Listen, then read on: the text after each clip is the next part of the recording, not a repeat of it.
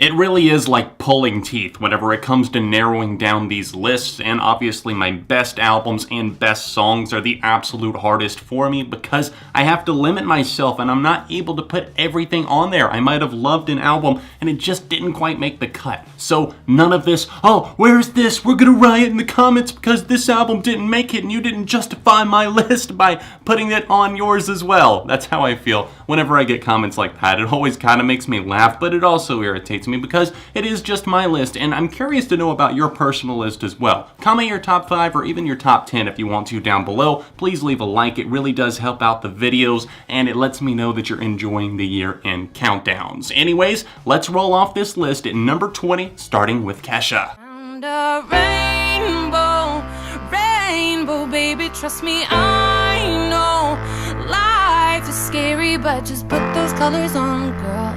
Come and play along with me tonight. KESHA finally made her return to music in 2017, and I could not be more happy as she blends her charm, her charisma into these very catchy, effervescent tunes that are very self-aware but also know how to have fun. In a world of pop where pop takes itself very, very seriously, KESHA, for the most part, appropriately cuts loose but also touches on a lot of themes that I think we wanted her to. If you weren't exactly familiar with KESHA and the whole lawsuit that she was going through with Dr. Luke from Sony, it was awful, to say the least. Nobody should have to go through that, and to see her come back with such support and such a resurgence in chart success was amazing. And the lead-off single, Praying, talked about just that. What she's been through, basically not forgiving this person that did all of this wrong to her, and it was, I think, an open enough song that it could apply to a lot of different situations and people related to it. I'm glad that it took off for her, and this album in general was just fantastic. As I listened through, there was a lot of fun tracks like Godzilla obviously being kind of hilarious. Woman didn't really take itself that seriously even though it had an important message. You can hear her laughing on the song and just cutting loose. And then Let 'Em Talk with the Eagles of Death Metal, one of my absolute favorites right there. You can really see her just having fun and creating and being in the moment in the studio, and that's exactly what we needed from her.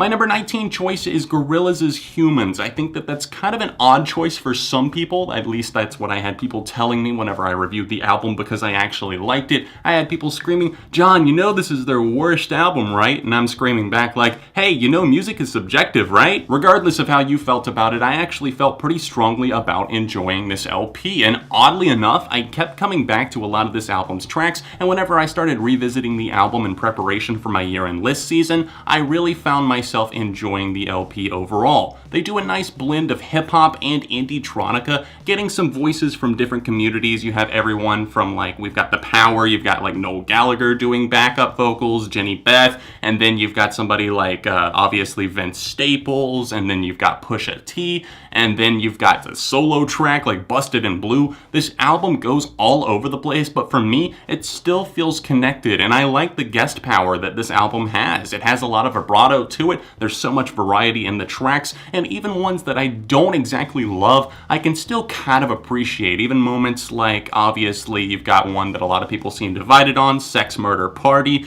and then Carnival, which does get repetitive, but I still kind of enjoy that weird feeling to it. It's almost like a sinister, creepy smile just staring at you.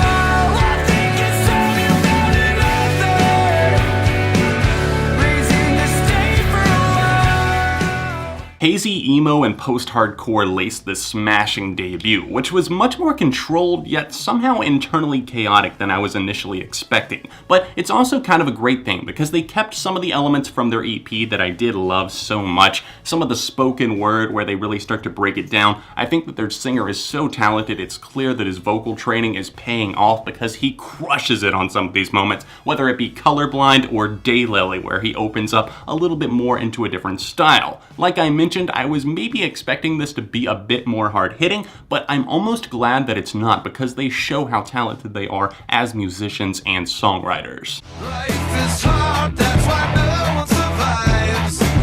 I'm much older than I thought I'd be. Feel like a fool, yeah, like a dancing fool. Foot loose and bouncing free.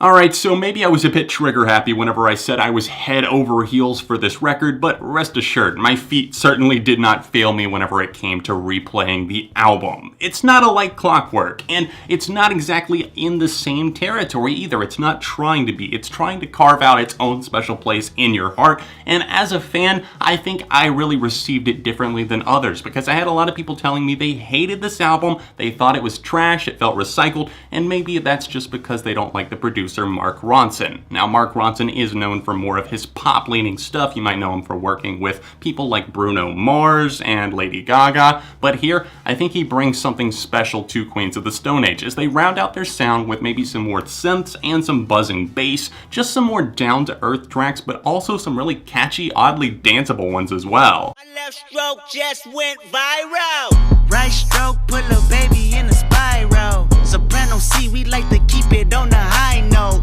It's levels to it, you and I know. Bitch, be humble. Hold up, bitch. Sit down.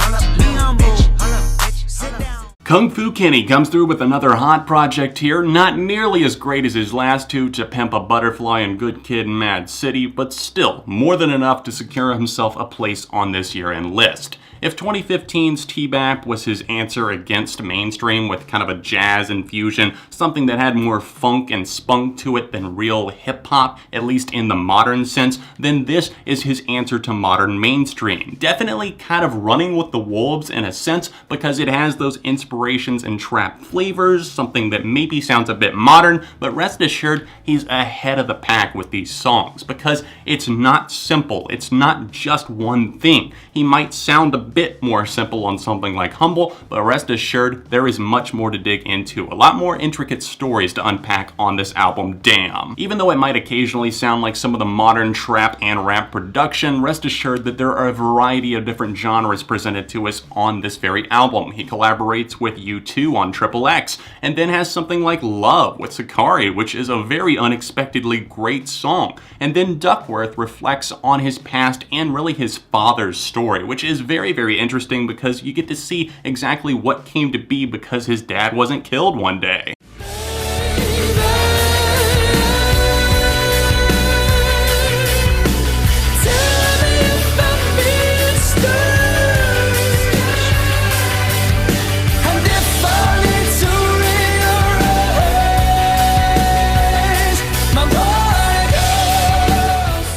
A hard-hitting rock album is just what the doctor ordered in 2017. It's balanced out by polished vocals, but the gripping quality of those guitars matched with those vocals is really what keeps me coming back for repeated listens. In the state of rock in 2017, let's be honest with ourselves. There's not too many ballsy bands out there that aren't afraid to put the guitars in the spotlight, but here, Nothing But Thieves actually let them shine, but also mix in other things like synthesizers, like on the track Sorry, for example. It reminds me a lot of the Killers in a way, and the way that they were able to make something almost kind of airy and danceable, but at the same time not at all, because it's hitting you upside the head with rock. How could anybody have you?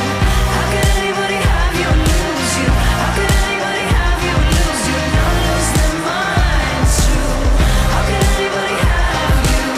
How could anybody have you and lose you? How could anybody have you and lose you and not lose their minds? Indie queen St. Vincent takes on a much more eruptive pop sound that still features guitars galore and an embrace of electronics on Mass Seduction. Much of the production was handled once again by a big producer in 2017, Jack Antonoff, who you might know of the projects Fun and Bleachers as well. This album, Mass Seduction, might be a bit of a step down from her last self-titled effort, which was just glorious and beautiful through and through, but rest assured, there's plenty of good songs to sink your teeth into here. That's not a fear. As she goes throughout this record, I think she adds a lot of commentary on just her life throughout the past few years, and just what she's seen and been through in general, whether it be general society on something like pills, and also looking inwardly because she did have a small pill addiction for a little while, and then talking about friends on something like Happy Birthday Johnny, or just fearing the future on that self-titled track right there. Mass Seduction as an album is definitely unexpected in many different ways. There's a lot of songs that will remind you of her older stuff, like Happy Birthday Johnny with its somber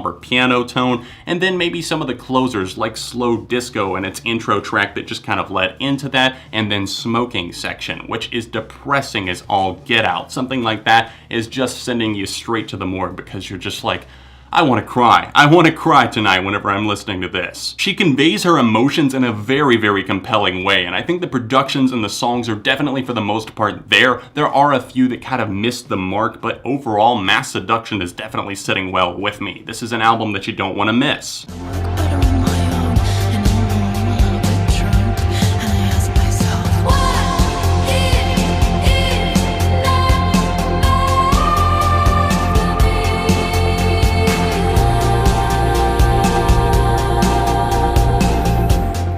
While nowhere near as overpowering and outstanding as their debut album, the UK rockers shifted lanes just enough to actually make things pretty damn interesting on their sophomore album. A really great effort overall, but still it does lack a bit of a punch, but obviously it's landing at number 13 on my list, so I couldn't have too many problems with it, right? Visions of a Life is a spectacle of what's been going on in the lead singer Ellie Roselle's life. It's actually kind of a snapshot in a way, and you see something like Sky musings on this album, where she quite literally just gives you a stream of consciousness. And the way that the band is able throughout this entire album to just craft these instrumentals that build up to be so big, or else give an inspiration of a certain time period. You can tell that they spent a lot of time and effort here, and Justin Meldal Johnson on production is definitely coming through in the clutch. From its opening moment, Heavenward, that does remind you of their debut album, which was fantastic. My Love Is Cool, still one of the best albums of this decade, and it would have been impossible to top, probably, in my mind. They could have done it, but honestly, it's so great and it's so high up there for me, I just didn't see that happening. And while moments like Heavenward definitely channel that,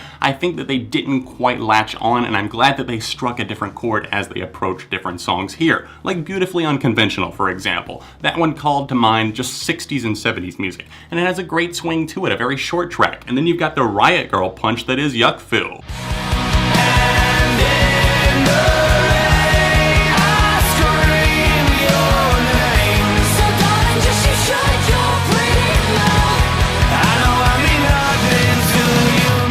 The UK rock scene really had a breakout year this year, didn't they? A great album comes in the form of my number 12 pick, Creeper, Eternity in Your Arms, a very theatric, punk-filled album, something that has so many gut punches, whether it be emotionally or just in terms of the weight of the music. The words are there, and I really think this album deserved much more attention. The vocals from Will are very on point all throughout. I love the screams in the background to go along with the lead vocals, and something like obviously Poison Pens leans in that direction big time, and their live show is just huge. I'm so glad that I was able to catch them on Warped Tour. This band rocks a great aesthetic that reminds you of bands of old. Even though they are very small, they have a devoted fan following called the Creeper Cult, and I love the fact that they have all the patches, the jackets, the color schemes, everything, including the quality of the music is there, so why not have fun with the designs as well, right?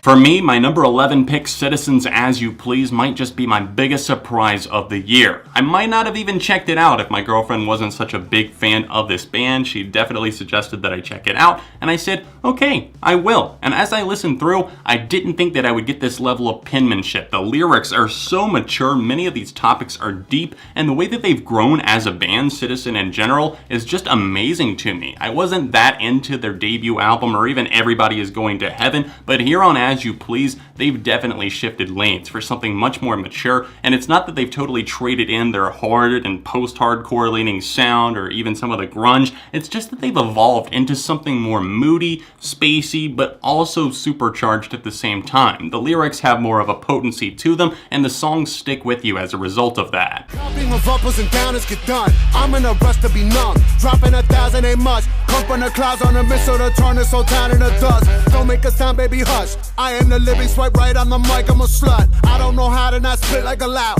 I feel it pound on my kids on your couch. We finally made it to the top 10 with RTJ's Run the Jewels 3. LP and Killer Mike have a chemistry like nobody else in the world of rap right now. And that proves once again on their Christmas surprise that was RTJ 3. You've obviously got plenty of songs that are going to remind you of some of their more classic stuff, but also add in new sounds as well, like Kamasi Washington on Thursday in the Danger Room. That track I did not see coming, but it's actually fantastic. The production is ace once again, LP doing the majority of that here, and just the way that these rappers play off of each other. They don't always need the guest because they have so much between each other. They're able to fire back and forth. You see that on something like Hey Kids, where Danny Brown, don't get me wrong, does a fantastic job, and I love his feature here, but just the way that they're actually able to control themselves as MCs and actually perform on a track like this, it's incredible.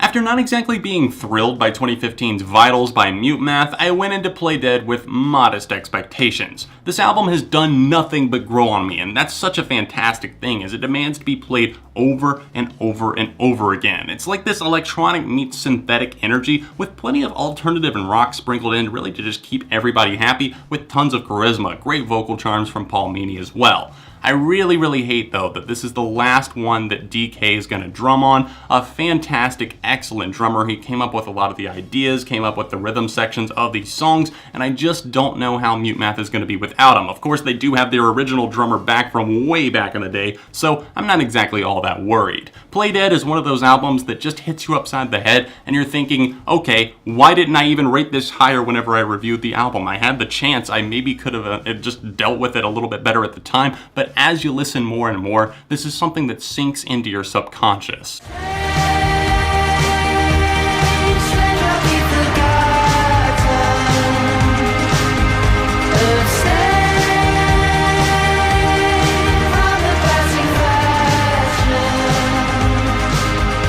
The The 60s and 70s rock influences from their first album Sun Structures definitely stay in a way, but they evolve into something much more colorful on Temples' new album Volcano. This is something that came out in March and I think a lot of people forgot about it, but damn, that is such a shame because there were so many good songs on here and they just got overlooked. I think they had a lot of the indie hype the first time around and for some reason people forgot about this band from overseas. Please, let's change that. Do not let them drop off your radar. Put them back on right now. Tell them John from ARTV sent you and said put them on the radar, because here they are with a great album in the form of Volcano. I think that they do a good job of not just playing to nostalgia, not just trying to cater to one thing to make people happy if they like this sound, but they just mix in the vibrato of something more poppy, but also psychedelic at the same time. And the psychedelia was definitely bigger on their first album, but the pop inspirations here somehow fit perfectly together. It's getting lazy. I think I'm losing it. I think I'm losing it.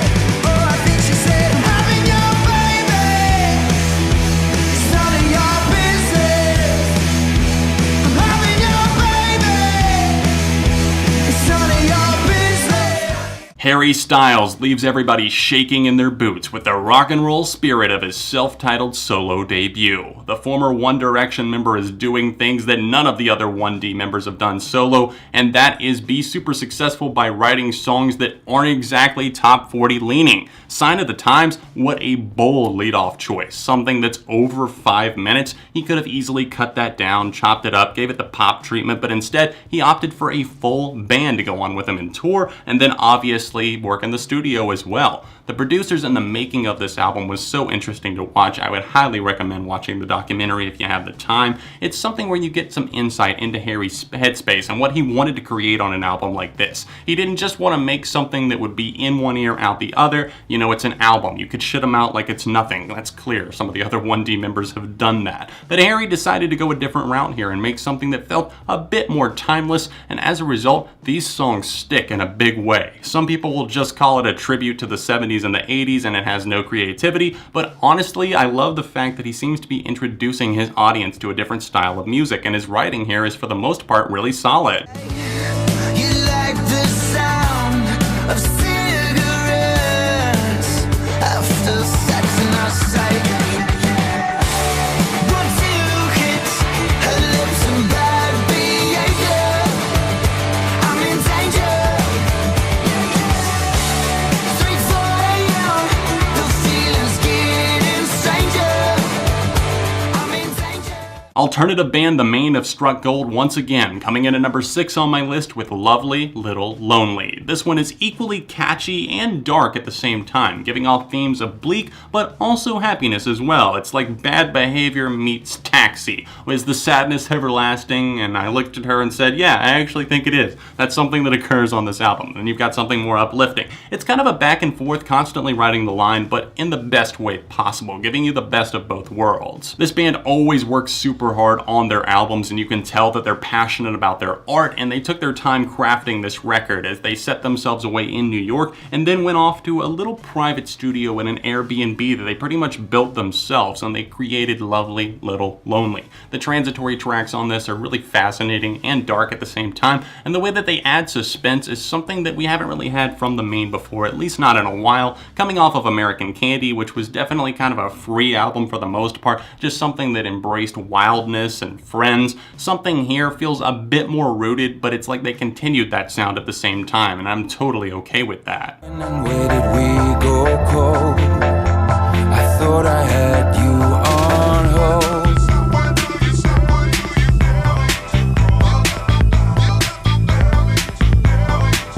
I have vivid memories of enjoying this album for the first time ever while I was on vacation in Cancun, Mexico. Fun fact, it was actually also the last album that I ever listened to before Donald Trump took office in the United States as president. Why'd you have to make it political, John? It is what it is. Take it or leave it. The trio did a most excellent job of adding in a spice of producer Jamie XX's flair that he brought on his solo stuff, but also blending that with the indie style that they have been known for on their first 2 albums. And let's be honest, Coexist nowhere near as great as their debut album, but this new album, I See You, just fantastic. I'm still hypnotized by some of these moments, like Brave for You, which really sees, obviously, Romy of the band putting herself out there, that one, and Brave as well. And then you've got Say Something Loving, which has Oliver and Romy trading back and forth on vocals and giving you a bit more of a timeless piece. I think that this album succeeds for a myriad of reasons, but it's hard to explain in words because you just have to experience the music. Don't wanna fucking be here anymore. I'm leaving forever. If you miss me, whatever, I don't care. I'm tired of your face and the way that you hate everything. You make me want to start smoking cigarettes so I die slowly. Inching closer to the top of the list, we have Greatest Hits by REMO Drive, a bold title for their first ever album. It's an all-encompassing tidal wave of punk energy with a youthful heart that simply will not quit as these tracks continue to roll on and on, just like the hooks do. There's not a ton I can say about this album other than the fact that it just doesn't let up. It keeps going and it keeps pushing these songs further into your mind. But honey, I'll be seeing you down every road. I'm waiting for it, that green light. 'Cause honey, I'll come get my things, but I can't let go. I'm waiting for it, that green light. Lorde took her time in crafting her comeback album, but rest assured she never let off the gas as soon as that green light lit up. This album is definitely a majestic feeling one. It was produced by Jack Antonoff, one of the big producers of the year, like I said, and sparks fly all throughout this LP as she faces off against growing up, parties, maturity, moving on, and defining her own future. With Antonoff handling the majority of the production here, you can definitely see how there are plenty of sticky yet very intricate instrumentals on the album that really sell you on what she has to offer. Favorites of mine include the thought-provoking and very punchy Sober, also Liability, which is just one that's gut-wrenching to me. I mean, my God, that is how you do a ballad, Lorde. And then we also have The Louvre, which is something that talks about an old relationship falling out, and just you see all of the favor that you found in that person's eyes, but then you slowly unravel and you see her just kind of backing away from this person as she just lets that part of her life go into the sunset. Then you have something like The Stomping Hard Feelings and Loveless, a two-part beauty, which is definitely very different from each other. They're two contrasting feelings, and I have to let you experience that for yourself. The final one I have to mention is Perfect Places, the closer here. There's many great songs. I can't touch on every single one. Like I recommend with all of these, I recommend watching my review, but Perfect Places is a very upbeat, swinging close to the record that doesn't miss its mark. Gonna make you wonder why you even try. Gonna take you down and laugh for you to cry. And I still don't know how I even survive. And now to get your road bottom. In an album that could have never come to be, we have at number 2, After Laughter by Paramore. Formerly punk, gone a little bit more pop. It's like pop meets punk somewhere in the middle, and I feel like this is just more of a result of creating art with friends, as they keep preaching. Hayley Williams dominant on the vocals once again, and the band feels rejuvenated as they've got Zach Farrow back in the band, one of the founding members that had been gone since 2010. With this new life, especially after Jeremy Davis left the band, he was on bass, and the lawsuit, everything like that, it was just like Paramore couldn't catch a break. But they got JMJ, Justin Meldal Johnson, producing again, back in the studio. Taylor York really is the mastermind behind the music of this record, and the way that it sways and has such an effortless groove to it. He has to be commended here because the songwriting is one thing, but the musicianship is really what sells you on this album.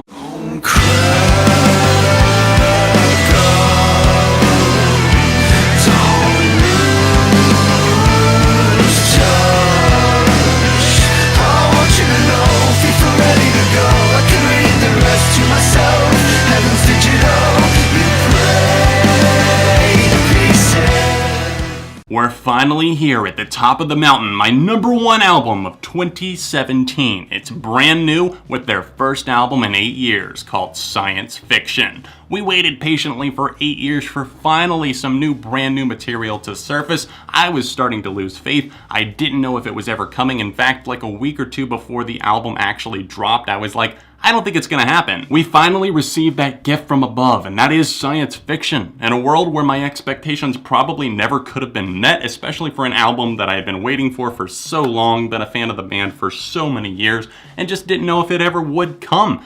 Those expectations, you know, they were so high, I never thought they could be met. Well, this album did that. It took those expectations and threw them out the window and floored me and just soared right on over them. This album does such a great job at making you think. It's thought-provoking, it's deep, and it's some of their most intricate work to date. They do a great job with constraint here, making the listener really just wait for it sometimes, because those outbursts of energies, whenever they do come, you know that they're gonna floor you that much more. The vocals from Jesse Lacey, especially the angry ones, whenever those float in, yeah, those are definitely going to drop your jaw, and this album in general is just spectacular. That's it for my top 20 albums of 2017 list. What did you think of it? Let me know in the comments section down below, and comment your top 5 albums of 2017. Please be sure to drop a like on this video to let me know that you're enjoying all of the year-end countdowns, including this one, and subscribe to the channel if you are brand new here, because I've got all sorts of year-end content on the way, and plenty of other reviews, top 10s, and ranked, where I rank discographies from worst to best. So if you're enjoying the videos,